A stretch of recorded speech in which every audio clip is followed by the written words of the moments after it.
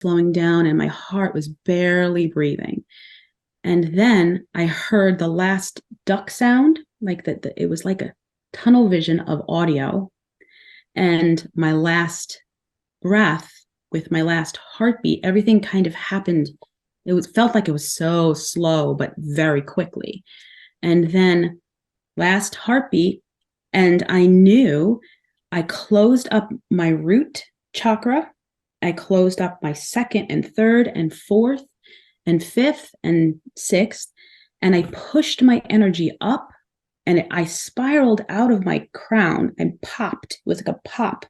And then I ended up going into the void. I was in the void. It felt like I was like in the womb. Like the void to me felt like the womb of the feminine. It was somewhat holding me, and there was like thickness to it, but not. And it was just vast. And, all of this happened so quickly, and it takes me such a long time to explain it, but it was so instantaneous. And I'm there and I hear this voice, the same voice, say, you can come home now. You've accomplished enough of your mission. You've accomplished enough. And I was like, yes, yay. But then I asked questions, and I said, well, who's going to find my body? And all of these questions that I asked, they were answered telepathically in my head that I didn't have through the mind.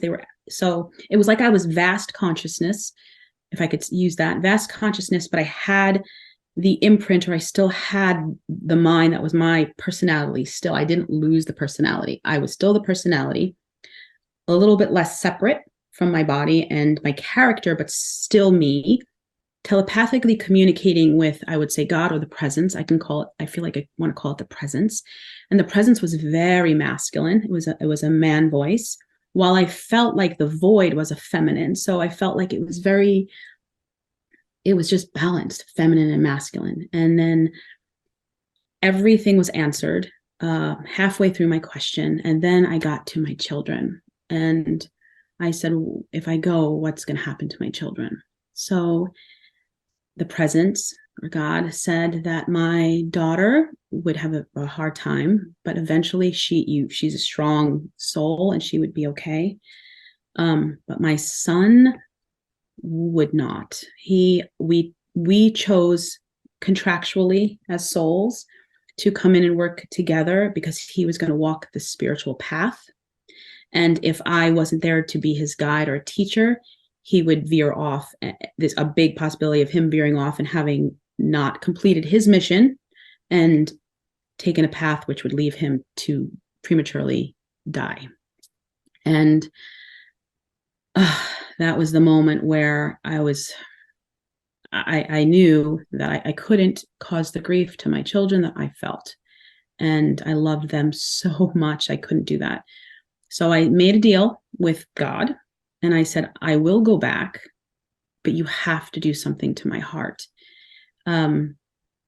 It was just too, it wasn't just a normal heartache. It was this heart, it was heart-wrenching. And immediately I heard this like thunder. It was like very low, like if the ocean was kind of coming up to the shore and you hear that low rumble. And that was happening in my head that I didn't have, but it was the sound of this low thunder. And then to the kind of towards the left side of infinity, of the blackness, came this white plane of light. So it was very, very flat, and it was like a plane, and it was coming at the same time as the thunder. So it came and went like right through my soul, because I remember my soul jumped. So I knew it did something. I don't know what it did, but I jumped and it did something. And then immediately after that, I started falling down I guess it was the portal back down. It was very fast. And because I remember seeing these lights really, really fast moving down. And I heard, you will fall in love again. And then I saw a quick glimpse of the person that was going to be my next partner, next soulmate. And And then I was immediately back in my body. So when we're on the other side, it's all love. There's no density.